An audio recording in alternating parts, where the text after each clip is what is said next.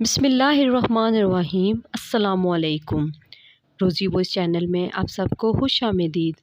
आज मैं आपके लिए एक बहुत ही अच्छी और दिलचस्प कहानी लेकर आई हूँ। कहानी शुरू करने से पहले आप सबसे गुजारिश है कि आपने अगर अभी तक मेरे चैनल को सब्सक्राइब नहीं किया तो उसको सब्सक्राइब कीजिए और साथ जो बेल आइकन है उसको क्लिक कीजिए ताकि हर नई आने वाली वीडियो आप तक आसानी से पहुँच सके। मैं अब्बा की इकलौती बेटी थी। बारात वाली रात अब्बा के कान में किसी बूढ़े ने ये बात डाल दी कि लड़का ठीक नहीं है, जिस लड़की से भी शादी करता है वो मर जाती है। अब्बा डर गए और बदनामी के डर से मुझे उसी बुढ़े के साथ रुखसत कर दिया। वो बुढ़ा मुझे पहली रात ही अपने साथ एक कच्चे कमरे में ले आया, जहाँ बिस्तर पर माजूर लड़की लेटी थी। बोला, तुम इसका ख्याल रखना, मैं सुबह तुम्हें लेने आऊंगा। और बाहर से ताला लगा गया। मैं बहुत थकी हुई थी। मैं इस माजूर लड़की के साथ बातें करते करते सो गई। आधी रात को अचानक मेरी घबराहट से आंख खुली तो रूह तक कांप गई, क्योंकि मेरे भाई और भाभी ना जाने कमरे में क्या खुसर फुसर कर रहे थे। अम्मी कब से भाई को आवाजें दे रही थी कि आकर नाश्ता कर लो, मगर मजाल है जो उनके कान पर जूं भी डींगी हो। मैं आईने के सामने खड़ी बाल बना रही थी। तब अम्मी ने मुझे आंखों ही आंखों में इशारा किया कि भाई के कमरे की खिड़की से कान लगाकर सुन तो वो क्या बातें कर रहे हैं। ये काम मेरा पसंदीदा तरीन काम था। अम्मी ने मुझे भाई और भाभी की जासूसी पर मुकर्रर किया हुआ था। न जाने अम्मी को यह ख्याल क्यों न आया कि जवान बच्ची से शादीशुदा जोड़े की जासूसी करवाना ठीक नहीं है। खैर, तब ना अम्मी को ख्याल था और ना ही मुझे किसी चीज की परवाह थी। मैं कान लगाकर उनकी बातें सुनने लगी थी। भाई बड़े नाज से कह रहे थे, सबा, आज तो मैं हर हाल में तुम्हारे लिए टच स्क्रीन वाला मोबाइल लेकर ही आऊंगा। भाभी की पुरजोश आवाज मेरे कान से टकराई थी। वो कहने लगी, अच्छा जमशेद, आज आप आज जल्दी घर आइएगा। उनकी बातें सुनकर तो मेरा दिमाग ही घूम गया था। वालदैन की इकलौती बेटी के पास मोबाइल नहीं, मगर 7 बहनों में से सबसे छोटी बहन अब मोबाइल लेगी। हो ना हो, मैं भी देखती हूँ मेरे होते हुए ये कैसे मुमकिन हो सकता है। भाई बाहर आने लगे तो मैं जल्दी से पीछे हट गई। जल्दी से अम्मी के पास आकर बैठ गई और नाश्ता करने लगे। मैं भी जल्दी से आ गई और बड़े मान से बोली, भाई आज आपसे एक चीज मांगू, मुझे दिलाएंगे क्या? भाई मुस्कुराकर बोले, आज तक मैंने किसी चीज से तुम्हें मना किया है? वो मुस्कुराती और बोली, भाई मेरी तमाम सहेलियों के पास टच स्क्रीन वाले मोबाइल हैं, आप भी मुझे एक मोबाइल दिला देना। मेरी बात सुनकर भाई के हलक में नवाला फंस गया था। वो बमुश्किल बोले, मैंने अगर ऐसी हरकत की तो अब्बू मुझे घर से निकाल देंगे। मैं बोली, भाई मैं कसम देती हूँ अब्बू आपको कुछ भी नहीं कहेंगे, प्लीज मेरी बात मान लीजिए। भाई अब बहुत परेशान से थे, कभी भाभी को देखते तो कभी मुझे। अम्मी कहने लगे, जमशेद तू चुप करके नाश्ता कर, इसका तो दिमाग ही खराब है। अम्मी की बात सुनकर मैंने उन्हें आंखें दिखाई थी। अम्मी मेरा इशारा समझ गई, इसलिए बोली, इस बेचारी क्या करे, किससे कहे अपने दिल की बात। बाप का बस चले तो इस पर सांस लेने की भी पाबंदी लगा दे। पहले भी तो जमशेद तू ही इसके नाजो नखरे उठाया करता था ना। हाँ, ये और बात है कि अब तेरी शादी हो गई है, तुझे कहाँ परवाह अपनी इस बहन की। भाई बेचारे की शक्ल देखने वाली थी। वो बोले, अम्मी मैं कोशिश करूंगा। मैं बोली, भाई प्लीज आज ही मेरे लिए मोबाइल लेकर आइएगा। भाई ने मेरी बात का जवाब ना दिया और खाना खत्म करके बाहर निकल गए। उनके जाते ही अम्मी ने मुझसे इस्तफसार किया था। वो कहने लगी, ये तुझे बैठे बिठाए मोबाइल का शौक कहाँ से पड़ गया? मैं बोली, अम्मी भाई ने अपनी बेगम से वादा किया था कि वो उसके लिए मोबाइल लाएंगे। अम्मी, भाई की कमाई हराम की तो नहीं है ना, जो यूं अपनी बीवी पर लौटा रहे हैं। इसलिए मैंने सोचा भाभी से अच्छा है मैं ही मोबाइल ले लूं। अम्मी ने मुस्कुरा कर मेरी तरफ देखा था। कहने लगी, तू तो बिल्कुल मुझ पर गई है, अक्लमंद है बड़ी। मैं मुस्कुराती रही, जबकि मुझे मालूम था कि भाभी अपने कमरे में बैठकर तस्वीर बहा रही होंगी। खैर, शाम में मेरे लिए मोबाइल आ गया था। भाई ने अम्मी से साफ कह दिया कि ये मोबाइल कोई अच्छी चीज नहीं है, अब आपने ही खुशबू का ख्याल रखना है, कल कला को कोई ऊंच नीच ना हो जाए। तब अम्मी चिढ़कर बोली, मुझे अपनी बेटी पर पूरा भरोसा है, मगर तुम्हारे लिए डूब कर मर जाने का मुकाम है जो तुम अपनी बहन के मुतल्लिक ऐसी सोच रखते हो। भाई के चेहरे पर बेबसी ही बेबसी थी। खैर, वो अपने कमरे में चले गए। उसमें मैं मोबाइल चलाने लगी थी। अगली सुबह मैं जानबूझकर भाभी के पास अपना मोबाइल लेकर गई, मगर उन्होंने मुझे मुबारकबाद तक न दी थी। खैर, मेरे सर पर अब मेरे नए मोबाइल का भूत सवार हो चुका था। मैंने दोपहर में जाकर अपनी एक सहेली से मोबाइल चलाना भी सीख लिया था। तब उसने मुझे फेसबुक ऐप्स से मुतारफ करवाया था। वो कहने लगी, खुशबू फेसबुक की दुनिया ही नहीं है, यहाँ पर ना वालिदैन की रोक टोक होती है और ना ही मोहल्ले वालों की तंजिया नजरों का सामना करना पड़ता है। जो लड़का अच्छा लगे बस उससे दोस्ती कर लो। सहेली की बातें सुनकर मैं मुतजस्सिस हो गई थी। मैंने भी फेसबुक का अकाउंट बना लिया था। करके मैं पहले काम काज तो मैं पहले भी नहीं करती थी। अब तो हर वक्त मोबाइल थाम कर बैठी रहती थी। मुझे हर रोज हजारों की तादाद से फ्रेंड रिक्वेस्ट आती थी। जिसका भी मैसेज मुझे आता मैं फौरन उसे रिप्लाई दे दिया करती थी। यूं मैं दिन में सैकड़ों लड़कों से बात किया करती थी। इस बेहयाई की मुझे बहुत ज्यादा लत लग गई थी। अब तो मैं मोबाइल के बगैर एक पल भी नहीं रह सकती थी। इन्हीं दिनों मुझे काशिफ नामी एक लड़के का मैसेज आया था। मैंने उससे भी बात करना शुरू कर दी थी, मगर वो दूसरे लड़कों से बहुत मुख्तलिफ था। उसकी बातों में एक नशा सा था। अब मैं सारा सारा दिन उसी के मैसेज का इंतजार किया करती थी। अज़ाफ़ी वक्त में दूसरे लड़कों से भी बातचीत कर लिया करती थी, मगर मेरी अवलीन तरजीह अब काशिफ बन चुका था। एक दिन काशिफ कहने लगा, खुशबू, मैं सारा सारा दिन तुम्हारे मैसेज का इंतजार करता हूँ, तुम यूं करो मुझे अपना मोबाइल नंबर ही दे दो। मुझे भला क्या एतराज हो सकता था। मैंने काशिफ को अपना नंबर दे दिया और अब हम सारा सारा दिन फोन पर बातें किया करते थे। अम्मी को मेरी इतनी परवाह नहीं थी। वो मुझसे ज्यादा भाभी पर नजर रखा करती थी, इसलिए मेरी जिंदगी में चैन ही चैन था। मैं काशिफ की मोहब्बत में पागल हो चुकी थी। अब एक लम्हा भी उसके बगैर सदियों जैसा लगता था। एक दिन भाभी ने मुझे काशिफ के साथ वीडियो कॉल करते देख लिया। वो बहुत घबरा गई थी। कहने लगी, खुशबू, तुम ये क्या कर रही हो? जानती हो ना ये सब गलत है। घर में किसी को पता चल गया तो क्या होगा?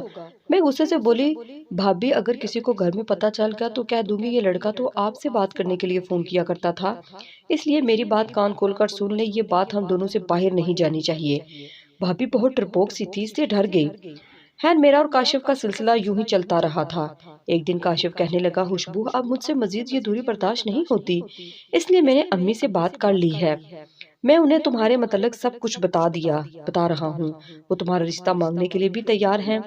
बस मुझे तुम्हारी तरफ से इजाजत चाहिए। मैं बहुत ज्यादा घबरा गई थी। मैं बोली, काशिफ, मैंने तो अभी किसी से बात भी नहीं की इस मतलब।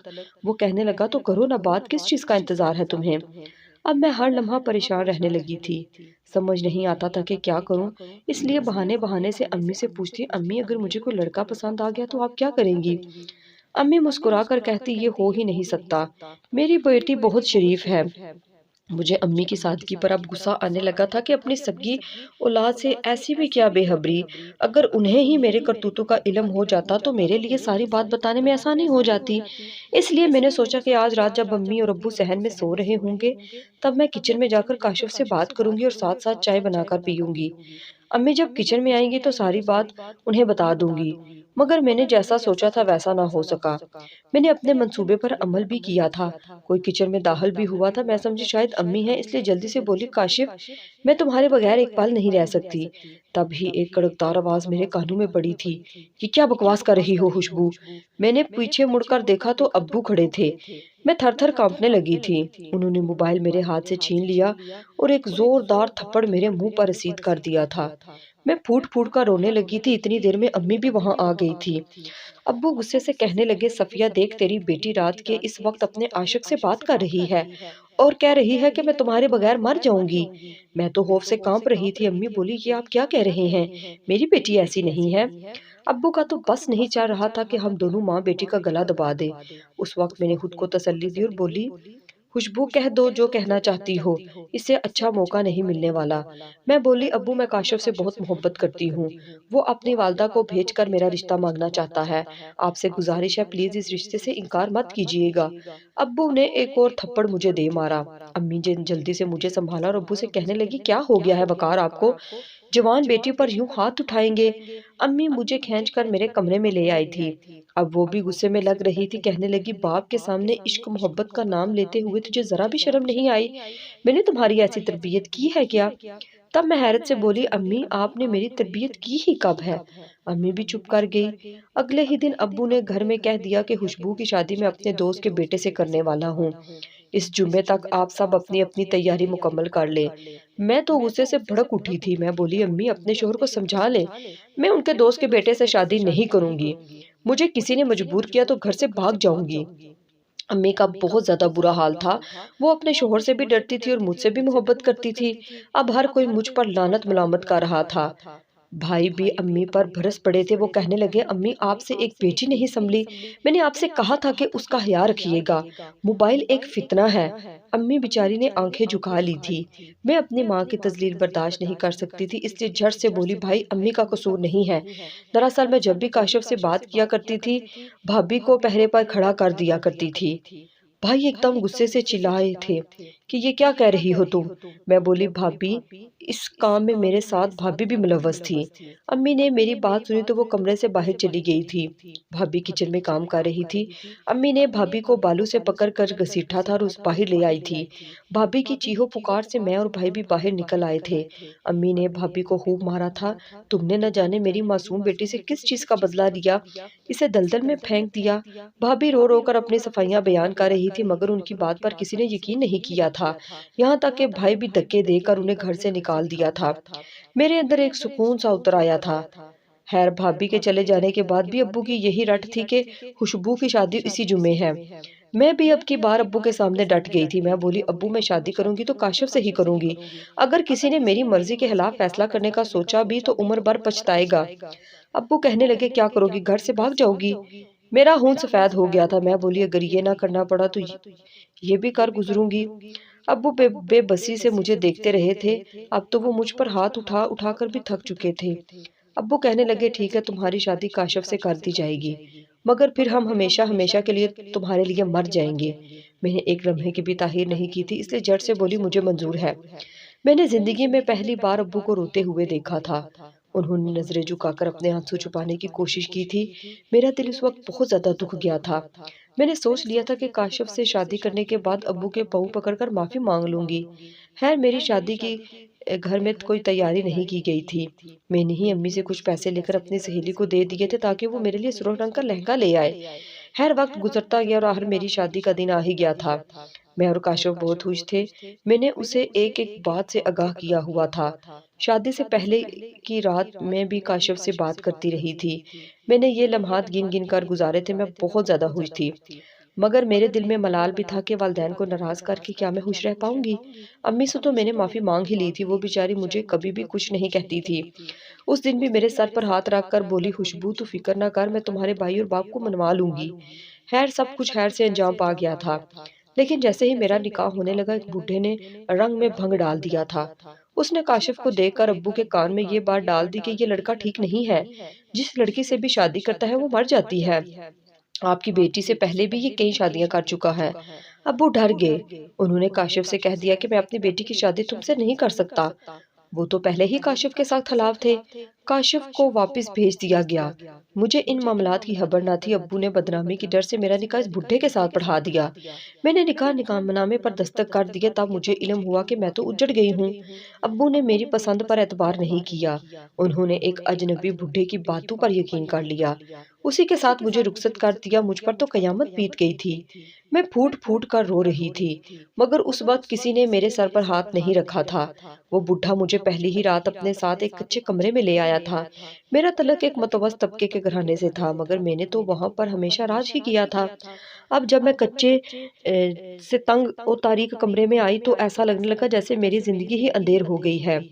मैं एक चरपाई पर बैठकर फूट फूट कर रोने लगी थी। तब मेरी नजर साथ वाली चरपाई पर पड़ी थी, जहां बिस्तर पर माजूर लड़की लेटी थी। मेरा बुढ़ा शोहर बोला, तुम इसका ख्याल रखना, मैं सुबह तुम्हें लेने आऊंगा, और बाहर से ताला लगा गया। मैं पहले तो बहुत देर रोती रही, फिर खुद में जरा सा हौसला पैदा करके बोली, ये लड़की तू कौन है। वो लड़की बड़ी देर से मुझे ही देख रही थी। कहने लगी, अबे जो शख्स तुम्हें यहाँ लेकर आया है ना, उसकी बेटी हूँ। मैं एक बार फिर से रोने लगी थी। मैं बोली, तुम्हारा बाप धोखे से मुझे ब्याह कर यहाँ ले आया है। वो लड़की बोली, ऐसा कैसे मुमकिन है। मैंने उसे अपनी दास्तान सुनाई। वो लड़की मुस्कुराकर बोली, अच्छा तो तुम भी इश्क की ढसी हुई हो। ये प्यार मोहब्बत हम जैसी लड़कियों को रास नहीं आता। तुम्हें इल्म है क्या, मेरी भी एक लड़के के साथ मोबाइल पर दोस्ती हो गई थी। हम दोनों ने घर से भागने का इरादा कर लिया था। एक अंधेरी रात में घर से निकल गई। मेरा आशिक बस स्टेशन जरा देर से पहुंचे थे। बस चलने लगी थी। वो झट कर बस पर चढ़ गया। मैं चढ़ने लगी तो पाँव फिसल गया। मैं नीचे गिर पड़ी और इस बस के पिछले पहिए मेरी टांगों पर से गुजर गए। मेरे आशिक ने ये मंजर देख लिया था मगर फिर भी मुझे छोड़कर भाग गया था। वहां पर मौजूद लोगों ने ही मुझ पर तरस खाया था और मुझे अस्पताल ले गए। मगर वहां जाकर क्या हो सकता था भला? मैं हमेशा हमेशा के लिए माजूर हो चुकी हूँ। इस लड़की की बातें सुनते सुनते न जाने कैसे मेरी आंख लग गई थी। तकरीबन आधी रात के वक्त मेरी आंख दरवाजा खुलने की आवाज से खुली थी। मैं जल्दी से उठकर बैठ गई। तभी मुझे इस कमरे में अपना बुढ़ा शोहर दाखिल होता हुआ नजर आया था। उसके पीछे 5 मर्द थे। वो बहुत अजीब से मर्द थे। मूंछों को ताव देते हुए मुझे मुस्कुरा कर देखते हुए जहर लग रहे थे। जी चाहता था कि उनकी आंखें नोच लूं। वो पांचों मर्द कोई बहुत बड़े अमीर करीब लग रहे थे। मेरा बुढ़ा शोहर बोला, तो फिर किसको ये लड़की पसंद आई? पांचों मर्दों ने हाथ खड़ा कर दिया। वो कहने लगे, ये लड़की तो हमें ही चाहिए। मेरा शोहर इस सारे मामले में बहुत लुत्फ अंदोज हो रहा था। कहने लगा, अब बदकिस्मती से ये लड़की एक है। कुछ नहीं आ रहा, किसके समझ आ रहा कि किसके सुपुर्द करूं और किसके सुपुर्द ना करूं। अच्छा चलो हम ऐसा करते हैं कि बोली लगा लेते हैं। ये बोली जो जीतेगा इस लड़की का हकदार भी वही होगा। 5 लाख से बोली शुरू हुई थी और 50 लाख पर जाकर रुकी थी। बोली जीतने वाला शख्स बहुत खुश नजर आ रहा था। मेरे शोहर ने उन सबको बाहर भेज दिया और मुझसे बोला, मुझे माफ कर देना। मैंने ये सब इसलिए किया क्योंकि मुझे अपनी बेटी के इलाज के लिए पैसे चाहिए थे। फिर इस बुड्ढे ने मुझे तलाक देकर मेरा हाथ बोली जीतने वाले शख्स के हाथ में थमा दिया। वो मुझे घसीट कर अपनी बड़ी सी गाड़ी में बिठाकर अपने साथ ले गया। मुझे लगा कि शायद ये इस रात का आखिरी गम होगा, मगर मैं गलत थी। वो रात बहुत लंबी और कठिन साबित हुई। वो बड़ी बड़ी मूंछों वाला शख्स जो मुझे 50 लाख में खरीद चुका था, वो मुझे एक एक घंटे के लिए 1-1 लाख रुपए में फरोख्त कर रहा था। ये सब कुछ इतनी अचानक से हुआ था कि मुझे कुछ सोचने का मौका ही नहीं मिला था। मेरी जिंदगी एक खिलौने की तरह बन गई थी, जिसका दिल किया मेरे जज्बात के साथ खेल लिया। इस सब को 1 हफ्ता गुजर चुका। मैं बहुत ज्यादा बीमार पड़ चुकी थी। एक डॉक्टर मुझे आराम का इंजेक्शन लगा जाता था। आज मुझे कुछ वक्त अपने लिए मिला था, तो मैं अपनी जिंदगी के हसारे गिनने बैठ गई। मैंने जो कुछ किया वो बहुत गलत था। मैंने एक लड़के से दोस्ती की, वो गलत थी। भाभी पर इल्जाम लगाया, उसे घर से निकलवा दिया, वो भी गलत था। मगर मैं फिर भी इन सब की हकदार नहीं थी। मैं आज ये फैसला नहीं कर पा रही थी कि मेरी जिंदगी तबाह करने में सबसे बड़ा हाथ किसका था, मेरा खुद का या मेरी माँ का, जिसने कभी मेरी गलती पर मुझे सर्जिश नहीं किया था, हमेशा लोगों पर ही इल्जामात लगाए थे। अगर वो भी गलत नहीं थी तो क्या मेरा बाप गलत था, जिसने अपनी औलाद की पसंद पर यकीन करने की बजाय एक अनजान बुड्ढे पर यकीन करके मुझे उसके साथ रुखसत कर दिया था? शायद ये यकीन से भरकर अना की बात थी। एक बाप अपनी औलाद से नहीं हारना चाहता था। इस सब में मैं हार गई। तभी कमरे में वही मूंछों वाला शख्स दाखिल हुआ था। कहने लगा, आज शब तैयार हो जाना, बहुत छुट्टियां कर ली हैं तुमने। मैं रोने लगी और बोली, अभी मैं मुकम्मल तौर पर सेहतयाब नहीं हुई। वो बोला, तुम कभी मुकम्मल तौर पर सेहतयाब हो भी नहीं सकती। इतना कहकर वो चला गया। अब आप मुझे बताएं कि मेरी जिंदगी को तबाह करने में सबसे ज्यादा हाथ किसका था? मेरी हठधर्मी का, मेरी वालदा का, मेरे बाप का, कि मैं एक ऐसी दलदल में धंस चुकी हूँ जिससे फरार अब शायद कभी मुमकिन ही नहीं होगा।